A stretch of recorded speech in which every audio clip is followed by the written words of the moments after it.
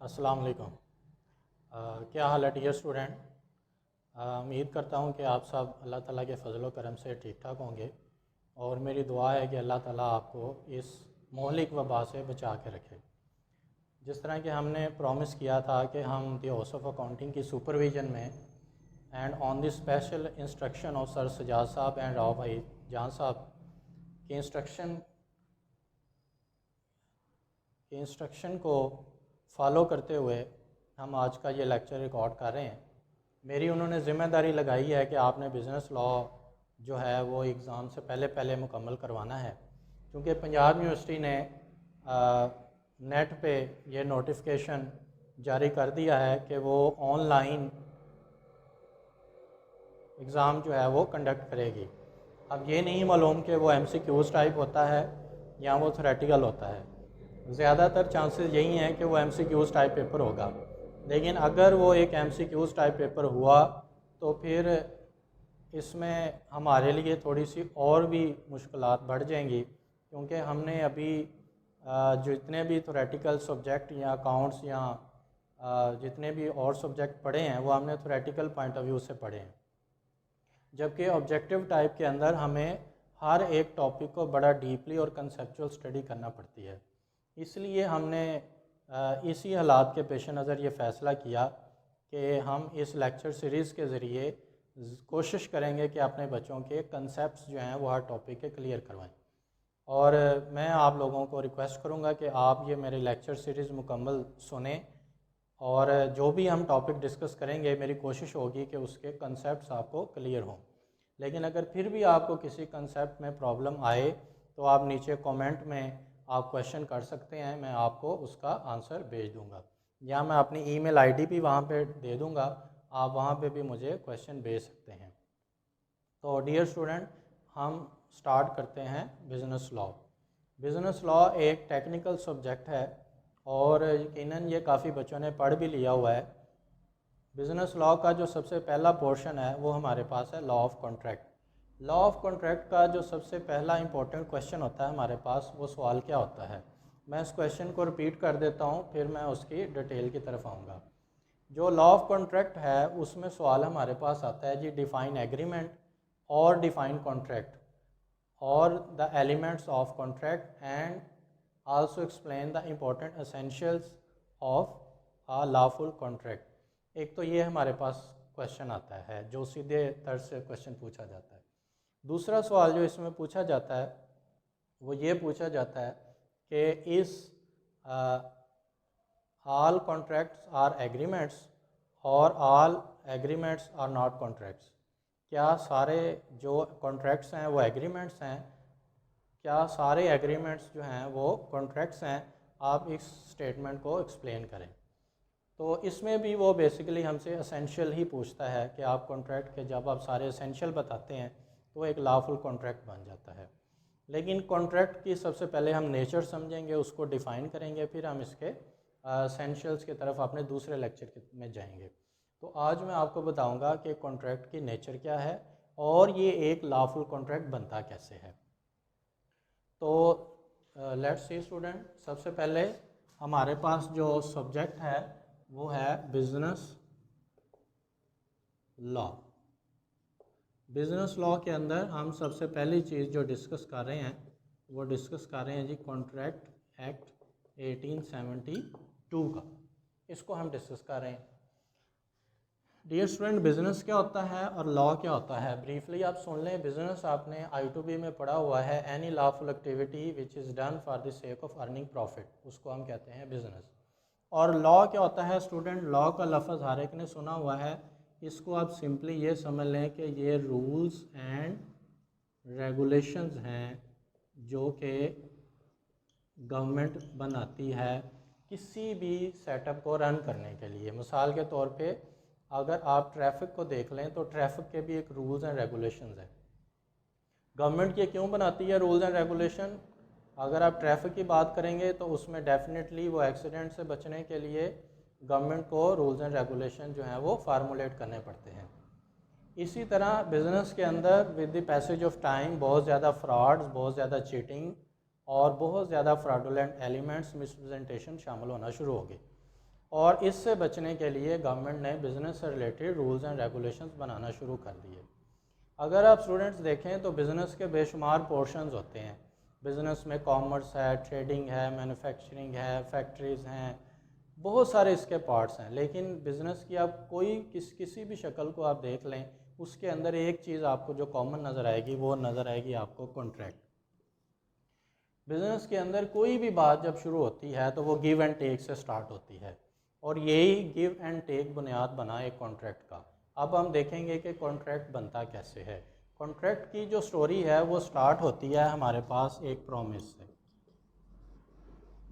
Promise क्या है? ए और बी जब भी कोई भी आपस में ऑफ़र एंड एक्सेप्टेंस करेंगे उसको हम प्रॉमिस कहेंगे। ए ने ऑफ़र की बी को कि जी आपने मेरी तरफ चाय पीने आना है, बी ने एक्सेप्ट कर ली, तो then it become a promise, तो ये एक प्रॉमिस बन जाएगा। तो प्रॉमिस बहुत से तरह के हैं। आप अपनी रूटीन लाइफ में आपने बहुत सारे प्रॉमिसेस किए होंगे, और ये ज़रूरी नहीं है कि अब आपने उन प्रॉमिसेस को हर बार पूरा भी किया होगा। डेफिनेटली ये प्रॉमिसेस अक्सर ब्रेक भी हो जाते हैं और अक्सर फुलफ़िल भी हो जाते हैं। इस तरह बिज़नेस के अंदर भी देखा जाए तो बहुत ज़्यादा प्रॉमिसेस भी होते हैं। हम कह देते हैं कि जी हम ये आपसे गुड्स परचेज़ करेंगे, हम ये आपको अपनी गाड़ी बेचेंगे, हम आपको अपना सामान बेचेंगे। इस तरह के आप बहुत ज़्यादा प्रॉमिसेस करते हैं। अब प्रॉमिसेस कुछ हमारी जनरल लाइफ के भी हैं, कुछ बिज़नेस लाइफ के भी हैं, कुछ कमर्शियल्स हैं, कुछ डोमेस्टिक्स हैं, कुछ रिलीजियस टाइप्स के हैं। डिफरेंट किस्म के प्रॉमिसेस हम अपनी लाइफ के अंदर परफॉर्म कर रहे होते हैं। मिसाल के तौर पे प्रॉमिस को आप सिर्फ दो लफ्ज़ों से समझें कि कोई भी एक ऐसी ऑफ़र जिसको एक्सेप्ट कर लिया जाए तो वो प्रॉमिस बन जाती है। मिसाल के तौर पे अगर मैं आपसे ये कहूँ कि जी आप मेरे घर चाय पीने आएंगे, तो आप एक्सेप्ट कर लेते हैं कि जी बिल्कुल मैं आऊँगा। मैंने ऑफ़र की, आपने एक्सेप्ट कर ली, then it will become a promise, तो ये एक प्रॉमिस बन जाएगा। तो हर कॉन्ट्रैक्ट की जो बात शुरू होती है वो प्रॉमिस से शुरू होती है। नंबर 2, प्रॉमिस के बाद हमारे पास आ जाता है डियर स्टूडेंट्स एग्रीमेंट। एग्रीमेंट क्या होता है डियर स्टूडेंट? कि अगर आप इस प्रॉमिस के साथ अटैच कर दें रिटर्न, इसको कहते हैं something in return, something in return. अगर आप बिजनेस लॉ की लैंग्वेज में अगर आप इसको देखेंगे कि समथिंग इन रिटर्न क्या है, तो इसको हम कहते हैं consideration. Consideration, consideration mean which is given and taken. जो आप गिव एंड टेक करते हैं उसको हम कंसिडरेशन कहते हैं या समथिंग इन रिटर्न कहते हैं। अब जो एग्रीमेंट है ये इन दो चीज़ों का मजमुआ है, यानी कि प्रॉमिस भी हो, ऑफ़र आपने की हो और उस दूसरी पार्टी ने एक्सेप्ट भी की हो। नंबर 2, उसके अंदर कंसिडरेशन शामिल हो जाए, यानी कि कुछ लेन देन भी हो। मिसाल के तौर पे जिस तरह मैंने आपको पहले मिसाल दी कि अगर आप मेरे घर चाय पीने आएंगे, मैंने आपको ऑफ़र की, आपने एक्सेप्ट कर ली, तो इसमें मैं तो आपको चाय पेश कर रहा हूँ, लेकिन आप मुझे क्या पेश कर रहे हैं, इसमें गिव एंड टेक नहीं है, तो इसके अंदर समथिंग इन रिटर्न वाला एलिमेंट नहीं है। तो समथिंग इन रिटर्न जिसके अंदर आएगा, कोई कंसिडरेशन आएगी, उसको हम कहेंगे एग्रीमेंट। मिसाल के तौर पे मैं कहूँ जी मेरे पास गाड़ी है, मैंने आपको बेचनी है, तो आप कहते हैं जी मैंने ख़रीदनी है ₹1,00,000 की, तो मैं आपको गाड़ी दूंगा, आप मुझे ₹1,00,000 दे देंगे, तो ये क्या बन जाएगी? Something in return. जिसके अंदर कंसिडरेशन आएगी वो क्या कहलाएगा? एग्रीमेंट। तो डियर स्टूडेंट दोबारा से देखें, प्रॉमिस के अंदर कंसिडरेशन नहीं होता, जस्ट एक ऑफर एंड एक्सेप्टेंस है। लेकिन एग्रीमेंट के अंदर प्रॉमिस प्लस कंसिडरेशन, ये दोनों चीज़ें मिलेंगी तो ये एक एग्रीमेंट बन जाएगा। अब डियर स्टूडेंट आते हैं हम कॉन्ट्रैक्ट के ऊपर कि कॉन्ट्रैक्ट क्या होता है। अब कॉन्ट्रैक्ट के अंदर एग्रीमेंट है प्लस इन्फोर्सिबिलिटी है, ये दो चीज़ें मिलें तो एक कॉन्ट्रैक्ट बन जाता है। अब हम समझेंगे कि इन्फोर्सिबिलिटी क्या है। इन्फोर्सिबिलिटी को आप ये समझ लें कि इसका मतलब होता है legal relationship, intent to create legal relationship. जिसके अंदर आप दोनों पार्टीज़ में एक लीगल रिलेशनशिप फार्मूलेट कर लेते हैं, यानी कि एक ऐसा रिलेशनशिप बना जाते हैं कि जो लॉफुल होता है in the I of law, यानी कि जिसको आप थ्रू कॉम्पिटेंट कोर्ट इन्फोर्स कर सकते हैं, अपना लॉस कवर कर सकते हैं, अपना एग्रीमेंट आप फुलफ़िल करवा सकते हैं। इस तरह की जो रिलेशनशिप होंगी वो हमारे पास लीगल रिलेशनशिप होंगी। मिसाल के तौर पे मैंने आपको गाड़ी बेची पैसों के एवज़, अगर आप गाड़ी ले लेंगे मुझे पैसे नहीं देंगे तो definitely I will go to the court, और कोर्ट जो है वो मुझे मेरे पैसे मुझे रिटर्न करवाएगी या मुझे दिलवाएगी आपसे। तो मेरा नुकसान जो है वो थ्रू कोर्ट इन्फोर्स किया जाएगा, मनवाया जाएगा, मेरा कॉन्ट्रैक्ट इन्फोर्स करवाया जाएगा, मुझे रेमेडी मिलेगी थ्रू कोर्ट। तो हर एक ऐसी ट्रांजैक्शन, हर एक ऐसा एग्रीमेंट जिसके अंदर कोर्ट इन्वॉल्व हो जाए, इन्फोर्सबिलिटी इन्वॉल्व हो जाए, उसको हम क्या कहते हैं, कॉन्ट्रैक्ट। बहुत सारे एग्रीमेंट्स या कॉन्ट्रैक्ट्स ऐसे भी हो सकते हैं जिसके अंदर इन्फोर्सबिलिटी नहीं होती। मिसाल के तौर पे आप किसी को कहते हैं कि जी ये लें 2 लाख रुपये, आपने मुझे ये शराब बेचनी है या चर्स बेचनी है। अब आपने कॉन्ट्रैक्ट किया है, लिखा भी है, एग्रीमेंट सारा कुछ है, लेकिन अगर आपसे वो 2 लाख रुपया ले गया और उसने आपको वो लिकर वो शराब नहीं दी, तो क्या आप कोर्ट में जा सकते हैं? डेफिनेटली इसका आंसर है नो, क्योंकि ये कॉन्ट्रैक्ट तो आपके सेंस में है कि जी हम एक गिव एंड टेक कर रहे हैं, इसमें कंसिडरेशन भी है, इसमें पैसों का भी मामला इन्वॉल्व है, इसमें ऑफ़र एंड एक्सेप्टेंस भी है, इसमें एग्रीमेंट भी है, लेकिन इसके अंदर क्या चीज़ नहीं है, इसके अंदर इन्फोर्सबिलिटी नहीं है। तो जिसके अंदर इन्फोर्सबिलिटी नहीं है वो एक कॉन्ट्रैक्ट भी नहीं है, ये बात आप जहन में रखें। तो अगर कोई आपसे ये पूछे कि जी एलिमेंट्स ऑफ कॉन्ट्रैक्ट्स क्या होते हैं, तो कॉन्ट्रैक्ट्स के जो एलिमेंट्स हैं वो 2 हैं, एक एग्रीमेंट और एक उसकी इन्फोर्सबिलिटी। अगर कोई आपसे पूछे एग्रीमेंट के क्या एलिमेंट्स हैं, तो एग्रीमेंट्स के भी 2 एलिमेंट हैं, एक प्रॉमिस और एक उसमें कंसिडरेशन। अगर कोई आपसे पूछे प्रॉमिस के क्या एलिमेंट्स हैं, तो उसमें आप लिखेंगे एक ऑफ़र है और एक एक्सेप्टेंस है। जब आपने कॉन्ट्रैक्ट की डेफिनेशन करनी होती है तो सबसे पहले आप एग्रीमेंट को आप डिफ़ाइन करते हैं। एग्रीमेंट को डिफ़ाइन करने के बाद फिर आप डिफ़ाइन करते हैं कॉन्ट्रैक्ट को। कॉन्ट्रैक्ट को डिफ़ाइन करने के बाद फिर आप लिखते हैं elements of contract. Elements of contract को डिफ़ाइन करने के बाद फिर आप उसके देते हैं इलिस्ट्रेशन कि will you purchase my car for a consideration of ₹2 lakh. The other party replied yes I will purchase, then this is called a lawful contract, क्योंकि इसमें कोई भी इलीगलिटी शामिल नहीं है। तो डियर स्टूडेंट, यहाँ तक आपको समझ आ गई होगी। अब हम देखते हैं कि हमारे रूटीन लाइफ के अंदर सोशल कॉन्ट्रैक्ट भी होते हैं, रिलीजियस कॉन्ट्रैक्ट्स भी होते हैं, डोमेस्टिक कॉन्ट्रैक्ट्स भी होते हैं।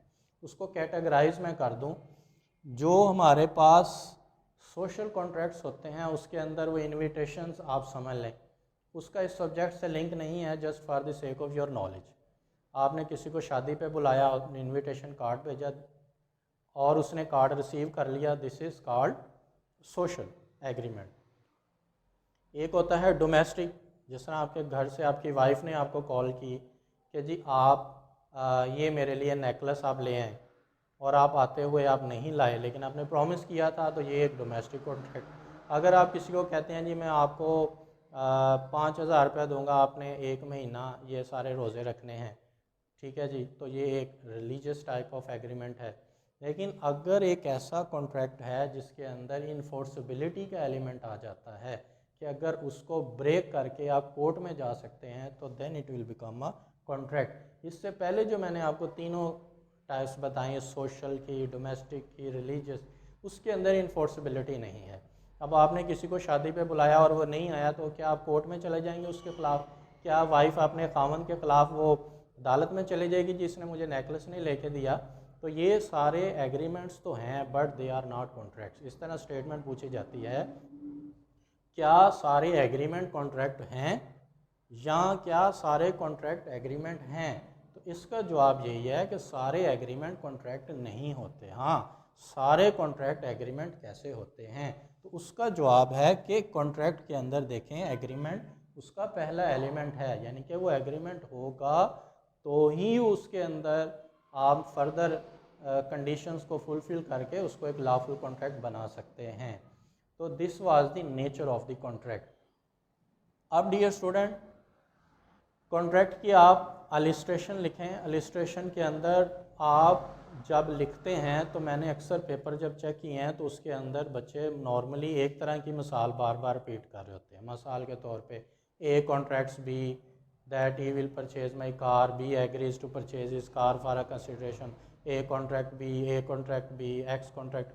तो आप बार बार एक ही तरह की एग्जाम्पल को आप यूज़ ना करें, आप डिफरेंट एंगल से आप जो है वो लिस्टेशन को लिख सकते हैं। आप A contracts B, A agrees to B, will you purchase my car, कभी एक्स का इस्तेमाल करें, कभी आप नाम इस्तेमाल करें, कभी आप प्रोनाउन से इस्तेमाल स्टार्ट कर लें एग्ज़ाम्पल को।